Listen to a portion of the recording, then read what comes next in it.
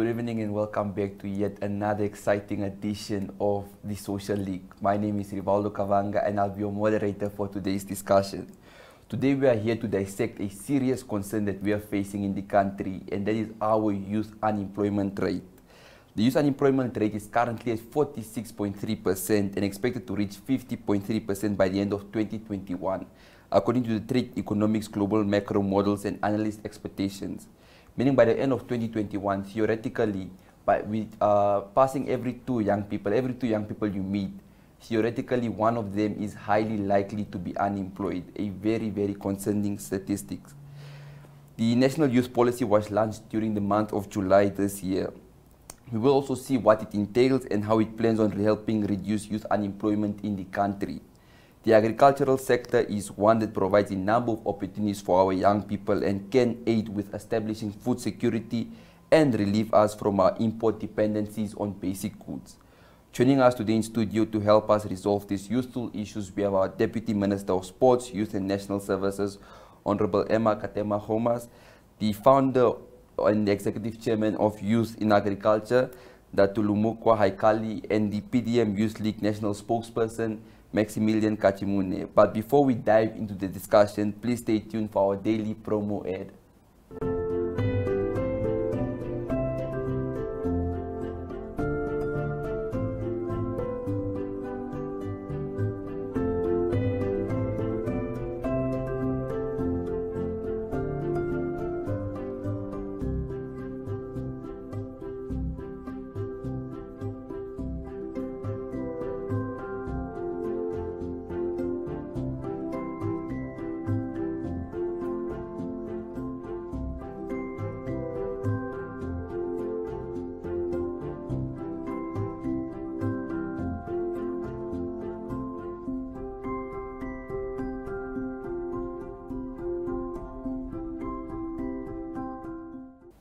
Yes, thank you so much for staying tuned. It is time for us to dive into the discussion. Joining us today is our youthful Deputy Minister of Sports, Youth and National Services, Honorable Emma. Good evening, Honorable Emma. Good evening, Rivaldo. Thank you for having me. Such a pleasure. With us here today, a young man that contributes so much to the youth in agriculture, the Ndatulumukwa Haikali. Welcome, Haikali. Thank you for having me. We're also joined by the energetic and useful leader, the spokesperson of the PDM Youth League, Max Katjimune. Welcome, Max. Thank you, Mr. Kavanga. Max, to start off with you, our youth unemployment rate is expected to reach 50.3% by the end of 2021. What do you make of this? Well, Rivaldo, it's quite a shocking and saddening statistic, as you already mentioned, and it is something of concern to the student and youth leadership establishments in the country. We simply cannot have a large segment of the population, such as the young people, that are unused labor capital for the country and are simply lying on the streets with so much energy. But we know that there is a number of factors that has caused this throughout the number of years. We know that governments in Namibia and across Africa in general have failed to plan for the huge bulge population that has been experienced over the last 10 years. We know that the young people between the ages of 15 and 35 now constitute 80% of the population of Africa. The labor force in Namibia, in terms of youth, I think it consists of 65% of young people. So there is a general consensus that governments across Africa fail to plan for this huge expediency in youth numbers across the spectrum. And of course, we have been hit by numerous recessions and global economic downturns across in the last 20 years. In 2008, we had a huge recession that hit the world trade market in New York, and we had another recession in 2012, and now we have another recession and a global economic downturn through the novel coronavirus. So it is a huge concern that the youth are unemployed in such huge numbers, but we need to keep the conversation going as to how we can bring this number radically down. And that is why it's important that we facilitate such discussions, such as the one you brought us here today. Thank you so much, Max. Max, you mentioned that we were faced with a number of recessions. So Ndatulumukwa, even before the COVID-19 pandemic, our youth unemployment rate was expected to increase. What do you think has contributed to the youth unemployment rate? Well, I think the issue of unemployment is very complex in terms of what really contributes to it, in contingency with what could reduce the unemployment in the country. Such as maybe one could say it's a lack of new investments coming into the country, and hence there is less of jobs creation in the country. So because what I've realized is that most of us are normally heavily dependent on foreign companies to come into the country and create for us employment, and they have been coming at a very slow rate in the country, and therefore the jobs creation was very low. And another thing is the exploration of untapped potential in many of the sectors. For example, in the agricultural sector, probably where people think it's an old-fashioned labor. To give you an example, last month I went to some of my former university graduates where I said, okay, guys, there's a charcoal business that will be taking place, so we can go to the farm and we will be there in the farm, you know, doing some labor work and cutting down the trees. And all of them were like, I cannot go to the farm and be doing labor work. But there is actually a lot of business opportunities. So one would also reflect that it's our willingness not to explore some other sectors because we feel like, no, I don't deserve to go into this sector. So now it's kind of our own betrayal, yeah. So yeah. Definitely, and thank you so much, Mr. Haikali. And I mean, it's true what you said. Sometimes also the willingness of young people to tap into the untapped sectors of the country. Moving on, we recently know that in July, the Ministry of Sports, Youth and National Services, in association with the National Youth Council, launched the third National Youth Policy. The Ministry of Sports, Youth and National Services is the custodian ministry of the third National Youth Policy. Honorable Emma, can you briefly tell us what the third National Youth Policy entails? Thank you, Rivaldo. The youth policy, the third version, as you indicated, was launched in July. This followed cabinet approval. The youth policy, in our view, is a strategic document which casts a common goal towards achieving our national development plans, and as well as the Vision 2030 and the HPP2. Now, this plan will act as a catalyst for us to accelerate, to achieve some of the challenges that my fellow panelists highlighted. Max rightly put it there that the numbers are growing. And I think it's time that as we assess the situation where we find ourselves in, we need to put policies in place as well. I know there was, when we launched the policy, there was discussion, I think amongst our quarter, why do we need a policy? Because we know that youth don't have time. So they just want to see solutions. But remember, a policy is a legislation, it's a foundation, it provides guidelines. It provides guidelines for budgeting and for all stakeholders to mainstream youth development in the whole national agenda. Now, the Youth Policy 3 that we launched is a document that really aims to encourage all stakeholders, or it places emphasis on the part of coordination. And it's premised on 4 pillars. These pillars are it's each speaking to different but interconnected struggles that we know our youth are faced with today. The first pillar speaks to youth education and skills development. And I think putting it into context, when you listen to Mac's comments there that, you know, there's been recession, we did not really meet to plan for the environment to provide employment. But when you look at the labor force survey of 2018, the unemployment rate amongst the youth is high, more specifically in the NEET, you know, youth not in education, employment and training. So now this pillar aims to provide that skills and education. Because remember, statistics don't lie. So we also need to look at what are those factors that contribute, and as policy, we are then targeting this so that we can ensure that at least we provide the youth with education, or we provide you with the skills so that should you embark on a business venture, you are then equipped to do so. The second pillar is youth health and well-being. I think my panelists will agree that the youth are faced with whole lots of challenges that can also contribute to their wealth or not being productive even at school or in businesses. So this pillar then aims to really strengthen the part of also the access of sexual and reproductive health. We know that teenage pregnancy is high. So what happened to a girl who drops out from Kunene, especially where it's so high, due to teenage pregnancy? You actually reduce the chances of these youth to access the labor market or to start up a business. So hence this pillar then targets, and there's strategies in place for that. The third pillar speaks to the bread and butter issue, and I think it's the pillar we're unpacking today, on youth employment and economic empowerment. On this one, I think later I'll then just go into the strategies.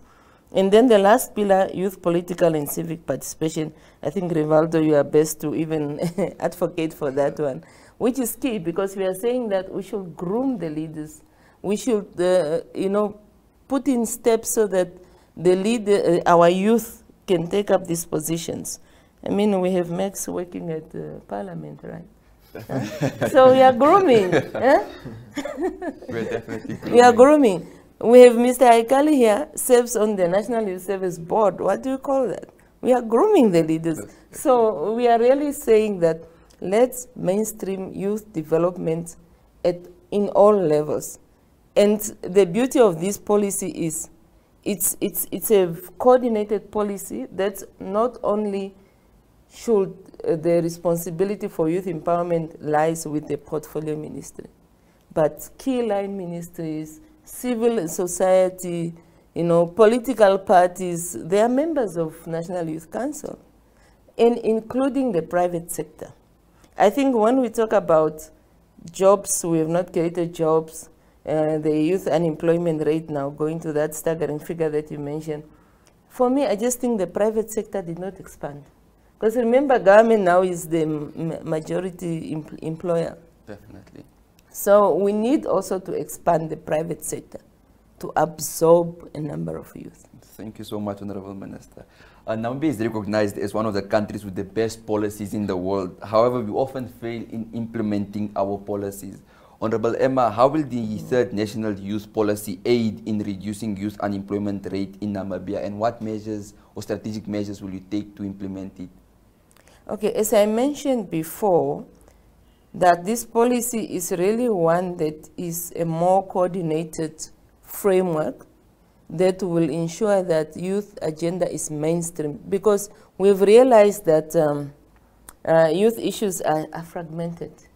Ministry is trying this, you have the NYC is doing this, we have our political party youth movements are also doing this, private sector a bit. So we want to coordinate, because for you to have an impactful results, there should be that coordination. Now, your question of how will this policy aid that, I just want to share some of the strategies under the pillar of the employment and economic empowerment. Now, under the National Youth Policy 3, we've identified around 6 strategies under that pillar. The first one is to operationalize the National Youth Development Fund. With this fund, we then hope to ensure that we provide that access of funding, because we know that that's one of the impeding factors for youth to engage into entrepreneurship. And the other strategy that I also want to share is we aim to improve the database ability to provide information on Namibian youth-owned enterprises. And this is really for the purposes of facilitating trade promotion. So now you see already how other stakeholders are coming on board, like your ministry, the Ministry of Trade and Industrialization is also a very key line ministry to help us realize this strategy. The other strategy is to advocate for apprenticeship as well as internship opportunities, and also to establish youth cooperative in Namibia. We know that when it comes to employment, one of the challenges the youth face is that lack of experience, lack of exposure to a workplace. So with this, then we really aim to, enhance and increase the chances of the youth to be employed. And the other one is to enforce the affirmative action provisions in training and recruiting of youth youth living with disabilities. I think I often mix this youth, not living with disability, youth with disabilities. So, and then also is the issue of increased employment opportunities through sport. I think we can delve later on it.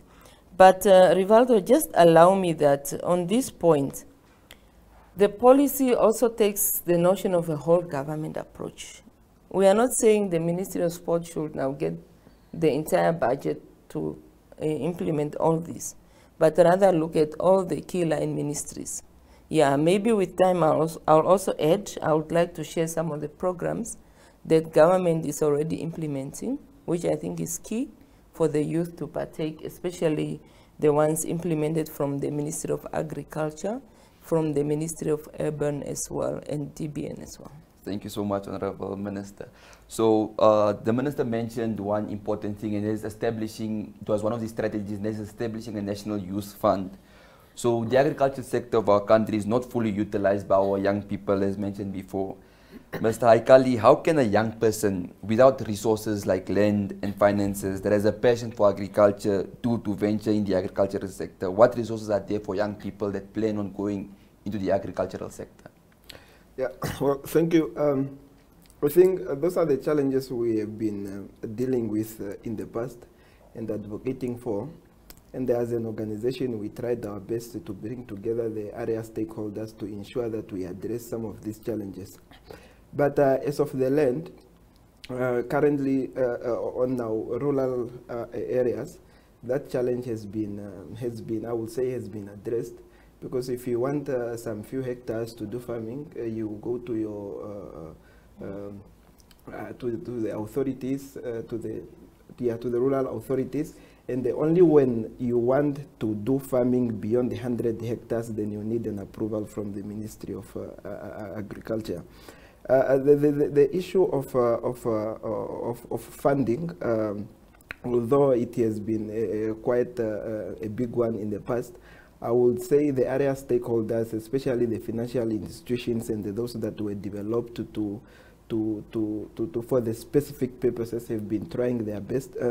Last year, in October, we had the Youth in Agriculture fundraising dinner, where we brought together the financial institutions, Agribank, DBN, and the Standard Bank, to launch their funding facilities specifically targeting the youth.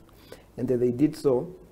Now they have such different funding facilities, such as skills-based. They can give you funding based on your skills. They can give you funding based on your qualifications, especially those ones that are in the agricultural sector or those that have qualification from the TVET. They have non-collateral funding schemes also, or maybe you don't have any collateral and you have got a payslip, you are working somewhere and you need funding for you to venture into an agriculture or agribusiness sector, then they can fund you. Both DBN and Agribank have those funding facilities. So it's a matter also of improvement, but I wouldn't really say it's much of a huge challenge. The only challenge that I have met so far, and that we acknowledge, is probably the capacity to develop business plans. Although the Ministry of Youth have been trying through also its area stakeholders to provide such training and to capacitate the young people, and also the TBN, also Agribank, have a section department that is dealing with it. And the issue is also at the fear of paying back. You know, they are in the private sector and the money needs to be recreated. So some very few, some of us, when we go there and we are told, okay, now explain, how will you regenerate this money so that you pay back? And then we get stuck. And I think that is where now the banks or financial institution fears that, oh, if you cannot explain to us how you will pay back our money, then it will be a challenge, because, you know, as an entrepreneur, you need to have a plan in place to say, this is how I will generate the money, this will be the revenue generation, and so on. So that's the only challenge.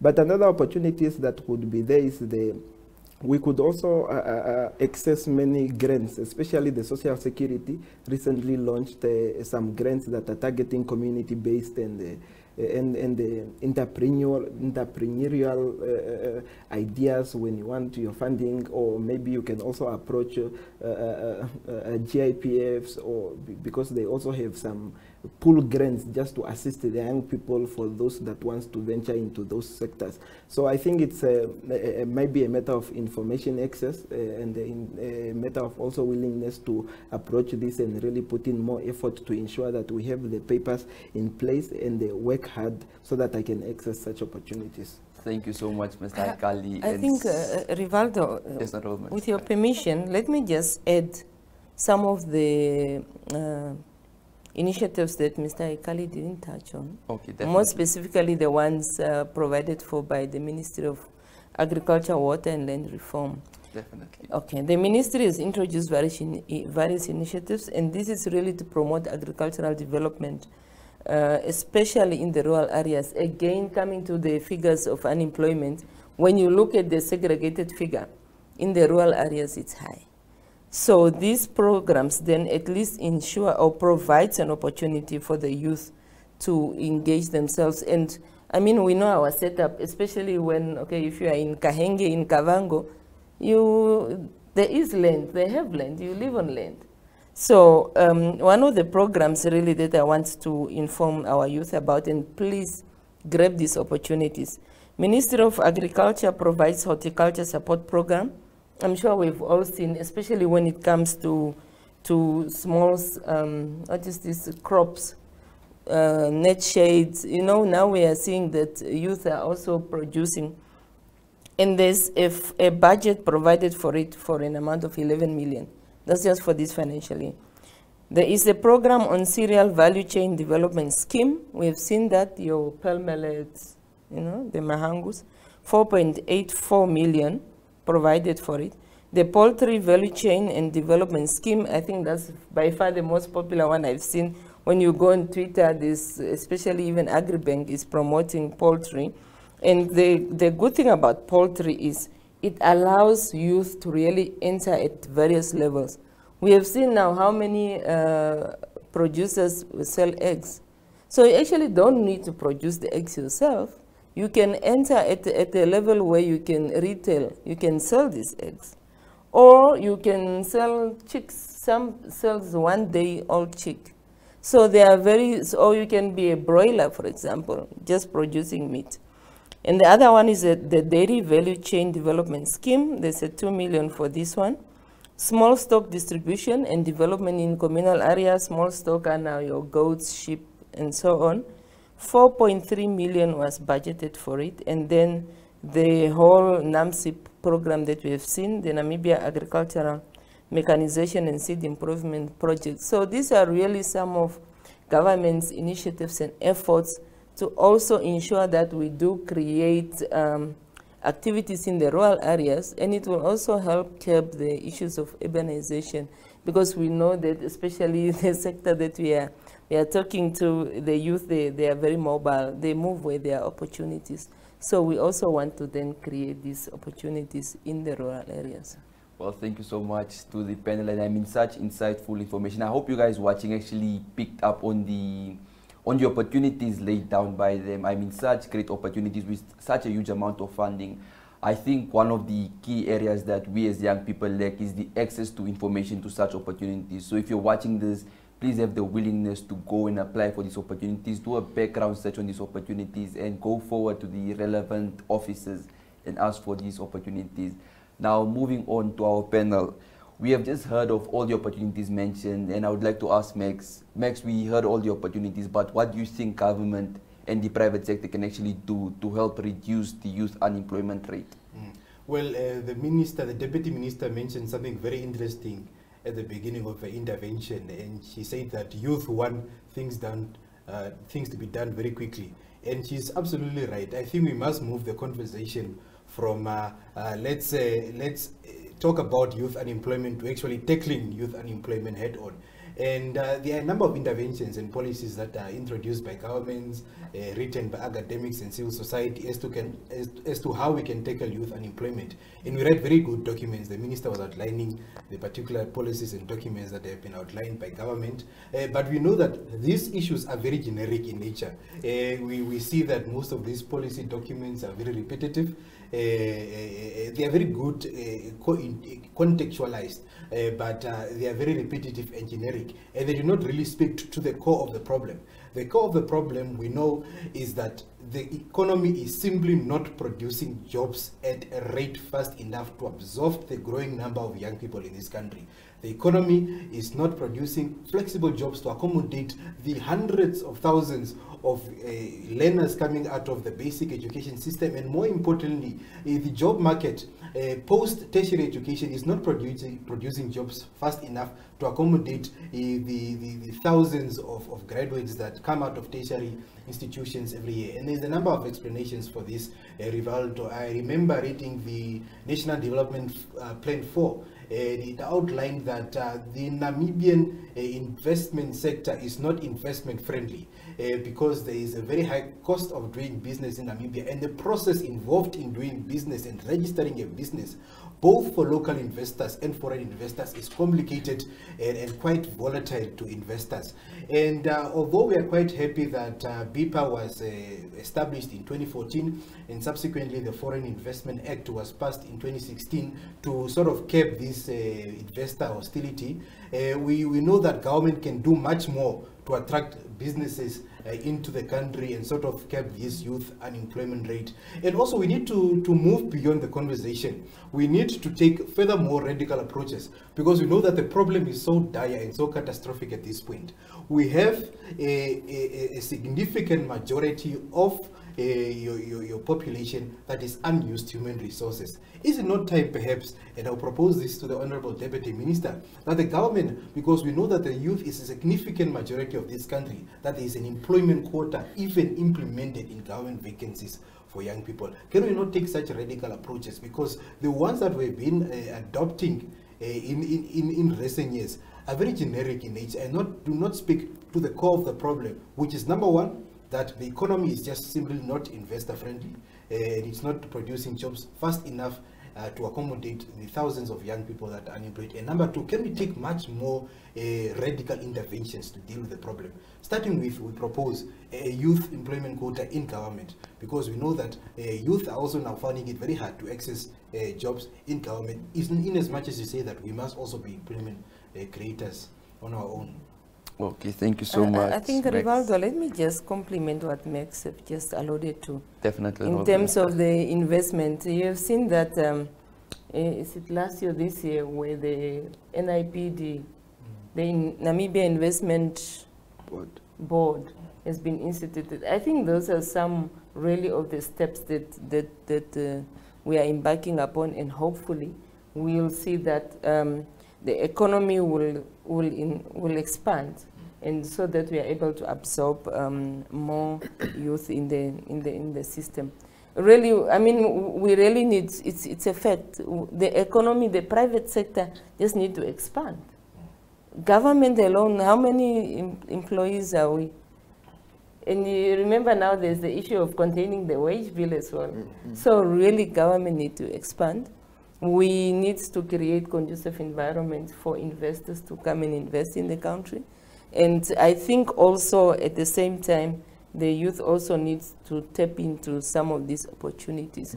We know that when last year, for example, when the economy is subdued, the most affected industries are your construction and so. But agriculture at least remains one of the sectors that maintain to provide employment. So that's why I think we keep on now emphasizing and also encouraging the youth that, look, agriculture is not just, dirty job. There's also what you call this hydroponics, aquaponics. You don't need to get your hands dirty to do agriculture. And there's the avenues of marketing. So I think, yeah, we need to be creative, and I really enjoy and I value such discussions because I'm learning a lot. So only when this is our country, we are all in it. So we need to advise each other. We need all this brilliant idea coming out from Max, from Haikali. We really need to grow this. This is our own thing. Yeah. Definitely, and thank you so much, Honorable Minister. And there is a call from the panel, actually, from the private sector to expand and for more investors to come in. And one thing I just like to highlight is that we do know that government is the main employer in Namibia. Government has the most employees in the country, which would include, of course, teachers, doctors, nurses, and all other very, very important employees. Now, to the Honorable Minister, the second National Youth Policy had employment which focused on improved access to the job market through entrepreneurship and skills training as the focus area. How successful has this been addressed? Yeah, I think the Youth Policy 3 really follow the Youth Policy 2 and 1. The Youth Policy 1 was adopted in 1993, and then 2006, the second version. So it kind of laid the foundation for the Youth Policy 3. One of the deliverables that we can talk about is the Youth Credit Scheme. As you mentioned, that the Youth Policy 2 aims to also look at promoting employment opportunities. And also, it also addresses a number of environmental issues back then. And remember, in 2006, the ministry still had the mandate of arts and culture, so it also included those other areas. Okay, thank you so much, Honorable Minister. Honorable Minister, back to you again. We have witnessed how successful young people can be in the sporting sector. We've seen with Christine and Beatrice Marcelingi that I would not say overnight success, but it took quite a number of years for them to become an overnight success. So under Pillar 3 of the National Youth Policy, which is youth employment and economic empowerment, the strategy aims to increase employment opportunities through sports. What measures will be implemented to ensure this happens? And as we are discussing the issue of the economy not being able to absorb, really we are saying there are also other sectors, and that's why sport has been identified as one of the sectors. You rightly put it, apart from the two sprinters. Let's look at Frank Fredericks. He is very successful in my view today because of sport. How many of our soccer players are in South Africa earning $500,000 a month? So sport is really not just for recreation, it's not just a by the way thing, but it's also one avenue that can provide employment to the youth. So the measures that we've put in place is we are looking at developing the talent identification pathway, because we want to start from the early age. Like you mentioned, Christine and Beatrice. What people don't know, because a lot of comments are being thrown that, yeah, where was government in 2019? I mean, 2019, I facilitated the move of those two girls from Rundu to Grootfontein, handed them over to a coach. So we are nurturing the athletes. And apart from the talent identification pathway, we are also looking at establishing centers of excellence in the regions, because we do realize that there's talent out there in the regions that does not make it to the national because of lack of issues of facilities, programs, especially developmental programs. So we are looking at having those centers in the regions. And then again is to look at the high performance center. I know it's a bit of a long term, but it's something that we are looking at as government. We have also seen that the issues of sport is finally receiving priorities and attention, it being included in the NDP 5, and when you look at the Harambee Prosperity Plan 2, under the social progression pillar, the goal 4 speaks of promoting, professionalizing sport. So these are some of the initiatives that we are taking, and hopefully that the youth will also take up this opportunity. Because remember, it's not all of us who are A students, it's not all of us who are educationally, academically inclined. So this is still an avenue. Even for A students, I saw the other day I think there's an athlete who now just got a second master's. We have a footballer of she plays for the national football team. She lives in New York. She just graduated her master's. So it's not, sport is not for those who are not doing well in academy, but it's also a stream that we can follow. Thank you so much, Honorable Minister. And up next, I'd just like to ask Haikali, what do you think government can do to increase employment opportunities through sports? Well, I think one of the main things that we need to think about unemployment is not to think of it as a problem, but to think of it as an opportunity. Because whatever you think of a thing, that is what it becomes to you. So now, with an essence of this unemployment and having realized that sport is one of the sectors that we can also have successful young people that are doing good, and it's a sector that can absorb a lot of athletes in various sports sectors. I think what Honorable DM have mentioned, like they have clusters in place to identify talents while they are young, and also hopefully that the budget for the sport will be a bit accelerated just to enhance activities, and because sport is something that moves when there is financial capacity, kind of, be it's the financial capacity for coming from the private sector or from the government or from the international bodies. I think with such an intervention as she mentioned, I think we'll be moving the right way. Thank you so much. Max, moving on to you. What do you think? Do you think young people are aware of the staggering youth unemployment rate in the country? Because we've had issues where we protested against racism, we protested against sexuality, but I've never actually seen any protests. Now, I'm not encouraging any protests, but I'm just saying I've not really seen young people go out there and actually say, no, we have a crisis in the employment sector. So do you think young people are aware of the unemployment rate? Well, definitely, Rivaldo, I would disagree with you. Young people are very much aware of the unemployment numbers in the country. And I don't know whether you are private to that, but there has been a number of demonstrations and strike actions by young people against the unemployment rate in the country. But we must not really take too much out of the absence of demonstrations against the unemployment rate in the country. We know that scholars such as John Thunberg, he warns us that peace is just not relative peace, that peace transcends into a number of factors, and that even unemployment can be a form of violence in itself. And I want this in my article that I wrote about the unemployment rate in Namibia, that the unemployment rate in Namibia in regards to youth unemployment, it's very dangerous on two fronts. First of all, it's dangerous because obviously we have this unused human resource capital for the country that is not contributing to the tax base and is just lying around its streets. And second of all, it's very dangerous for our political and social coherence of the country. Because as scholars of political science and as scholars of sociology, we take into cognizance that, and I don't mean this to instigate anything, we take into cognizance that revolutions and social disorders in a number of countries have been caused by young people that are unemployed. And for example, when the Arab Spring started in Libya in 2011, no strike was ever heard about youth unemployment in the Arab countries. But it took only one frustrated youth, Mohamed Bouazizi, out of frustration to ban himself.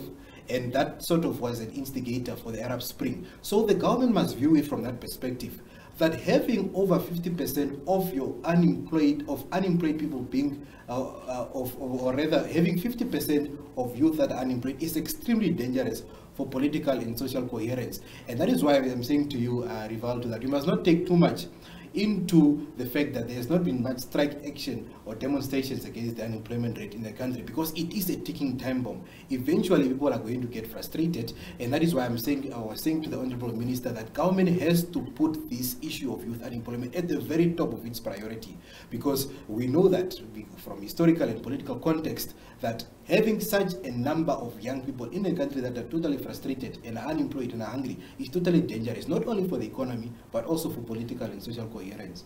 Thank you so much, Max, and definitely the youth unemployment rate has to be the priority of government's agenda. However, before we conclude our panel, I would love our panelists to advise our young people, especially the young unemployed young people watching this. What advice would you give to them for him or her to make a difference in their lives? Max, I will start with you. Well, definitely, Rivaldo, we are living in difficult times. We know that in particular Generation Y and Z face very difficult circumstances in terms of securing jobs for themselves and in generally building capital and assets for themselves. But we encourage our youth not to get discouraged. We encourage them to keep the conversation going and to keep awake to the social and economic trends that are emerging every day.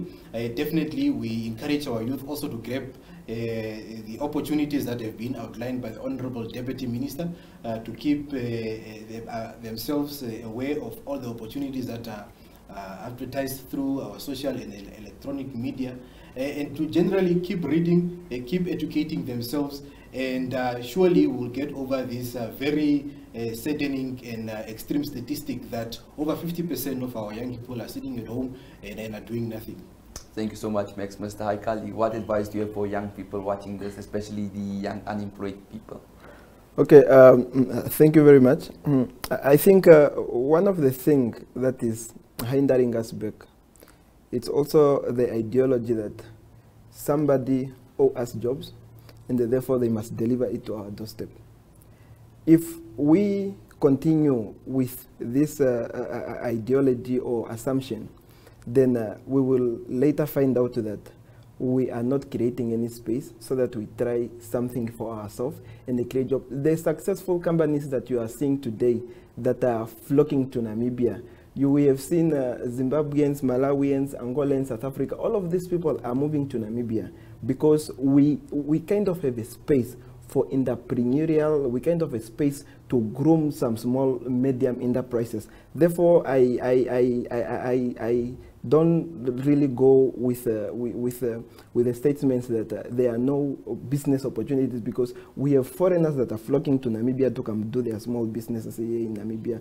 You live in a house with an oven, you have some flour, why don't you make some cupcakes, sell and at least do something for you, rather than just sitting at home and lying idle. So it's also just, for me, my advice is also that I know it's not really easy out there. Sometimes it's very difficult to even start off, but let's try our best and try to do some few business activities and groom them. You don't start $1 million company in one day. You start with a $10 company that is probably worth $10 company making $10 profit, and then at the later stage, that's when you succeed. So it's just, to my young people, let's just explore opportunities. Let's come together. Let's share the resources. Let's approach the officers so that they can assist us, and with the government also assisting the young people, or creating a conducive environment for young businesses to prosper. I think we will be moving in the right way. Not everyone is a job creator, obviously, or not everyone has a business idea, but those that have, at least let's try our best and also explore now those untapped potential, especially in agriculture. Thank you so much, Mr. Haikali. And as he mentioned, basically, you do not make $1 million business in one day. But to conclude the panel and to give us further insight, Honorable Minister. Can I comment on his, just a short in 1 minute? I think it is also really, Mr. Rivaldo, it's also disingenuous and regrettable when long-serving politicians and state functionaries have this notion that young people must be job creators and not job seekers.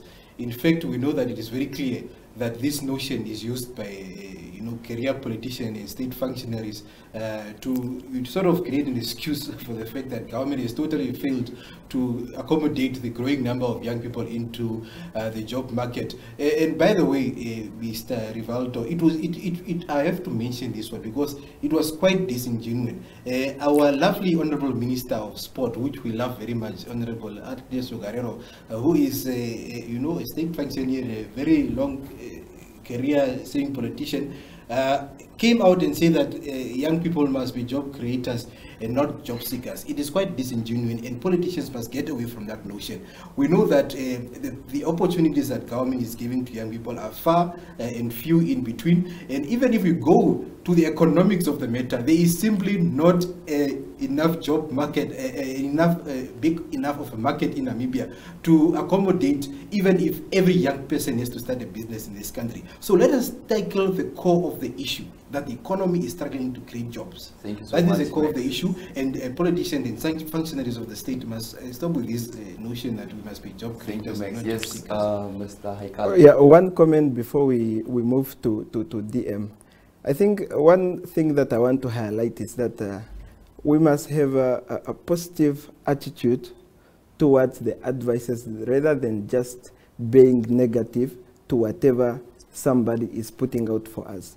Because my brother, I feel like, you know, when someone tells you, at least try your best, let's create jobs.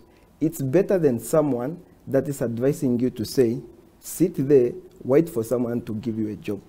So, I always say, you know, elders are smart because they have made mistakes in the past. And probably she doesn't want us, the youth, to go through the same mistake that they probably did in the past. And therefore, they are giving us these kinds of advices to say, let's come together, because it was not really in a bad way for someone to say, let's try to create jobs. I think we must also move, to have a positive attitude and just, you know, and take promptly what they are putting out there for us. Thank you so much, Mr. Haikali. To conclude, Honorable Minister, what advice do you have for young people out there, especially the young unemployed youth? Well, my two youth leaders have already given that advice, and I think I just want to add that let's really, as Max has mentioned, let's grab the opportunities that are given, that are presented, and let's educate ourselves. Education and skills development, very important. And let's also tap into the employment creation opportunities that exist. And let's maintain a positive attitude. And I just want to urge, especially the youth leaders, Max, Haikali. Max, you are a member of NYC. The National Youth Council is a very key institution when it comes to youth development. Please channel your advice. We depend on the NYC, and the youth must actually hold them accountable. Definitely. So hold them accountable. That's why they are members speaking on behalf of the youth. So ours is to continuously seek how best we can tackle the issues of the youth, and I really appreciate the comments, I appreciate the advice, and I'm sure that together, collectively, we will seriously tackle the issues, and we remain committed to the cause of youth. Thank you so much, and that was the advice from our youthful panel. Very fruitful and a very informative discussion indeed. So many opportunities that were just there waiting for young people to grab them. But thank you so much for staying tuned. From me, Rivaldo Kavanga, and the MyZone team, it's a wrap.